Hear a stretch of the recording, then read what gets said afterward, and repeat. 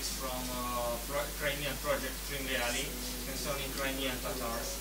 The question is, shouldn't we await from United States and particularly State Department more strict reaction about the date of their deportation? As the first question. And the second, particular to you, isn't that project an answer to propaganda from Russian media? And what can be the answer to this propaganda from the United States in this 21st century of new media, new technologies, and this crisis of traditional responses to such things? Thank you. Let me do the first one. First of all, to say the United States could not be more clear. Crimea is and will remain part of Ukraine. There should be no ambiguity about that and no misunderstanding. The sanctions that we imposed on Russia in response to the illegal, the invasion and illegal annexation of Crimea will remain. There's no debate about that. We certainly honor the extraordinary courage of the Crimean Tatar people. One of my favorite pictures of the past dramatic year is the picture of President Obama and Mustafa Jamilov together at the Solidarity anniversary in Warsaw almost exactly a year ago, the first week of June. I was there that day, and that was also the first time that President Obama was able to meet with then President-elect Poroshenko. But I can tell you this is a policy which comes straight from the White House and from President Obama. I hope you saw the very strong statement that the State Department put out earlier this week, marking the anniversary.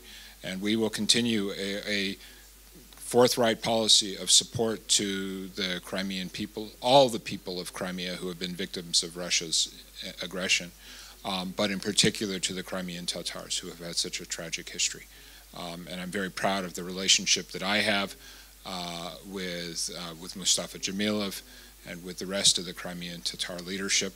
And I think I'm also extremely impressed by the clarity with which President Poroshenko and Prime Minister Yatsenyuk have spoken this week about their commitment to continued solidarity with the Crimean people and in particular with the Crimean Tatars, and their absolutely unnegotiable position that Crimea is part of Ukraine.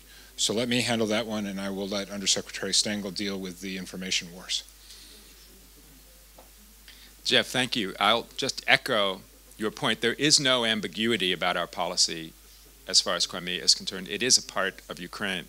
But to get to your question about propaganda, the whole point of propaganda is to introduce an element of moral ambiguity about what's right and what's wrong.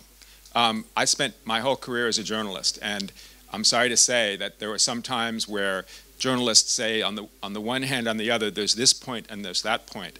But now that I'm in government, I can say it more forthrightly. There aren't two sides to a lie. You can't say this is the reality and this is another version of reality.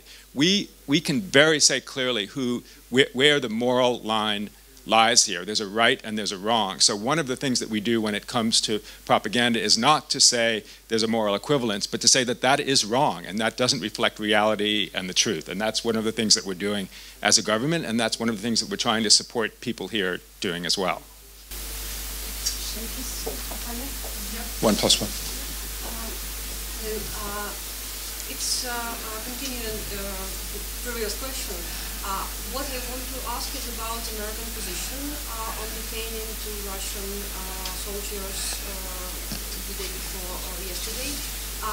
Will somehow it change international dialogue between the United States and Russia, perhaps?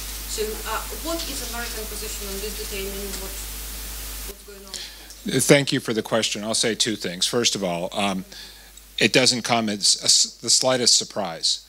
Because it is yet another piece of evidence on top of the mountains of evidence of the campaign of aggression, military aggression, that Russia has been engaged in since the FSB and GRU agents first began to cause chaos in the Donbass last April, a little more than a year ago.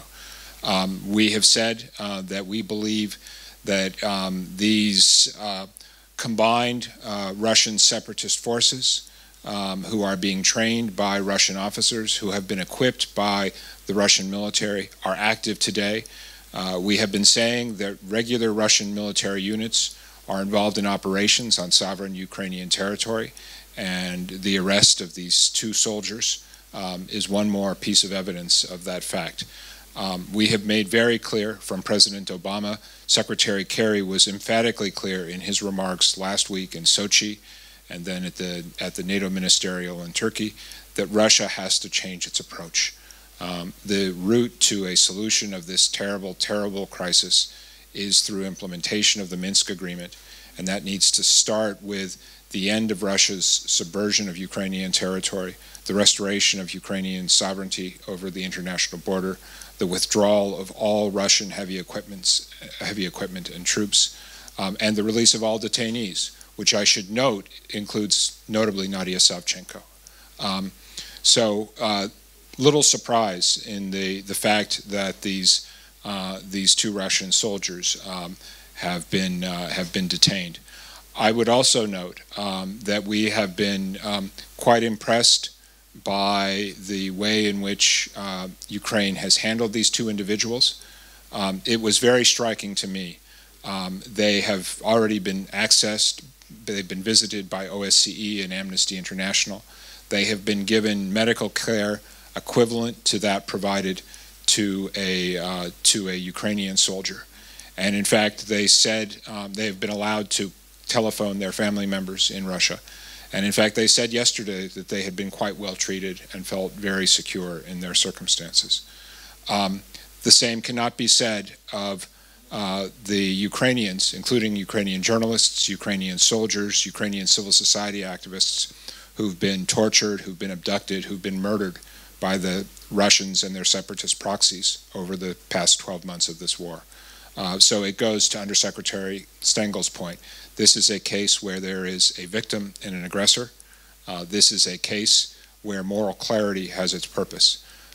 We appreciate the fact that Ukraine has handled these 2 individuals with such decency, and we very much hope that they will continue to do so.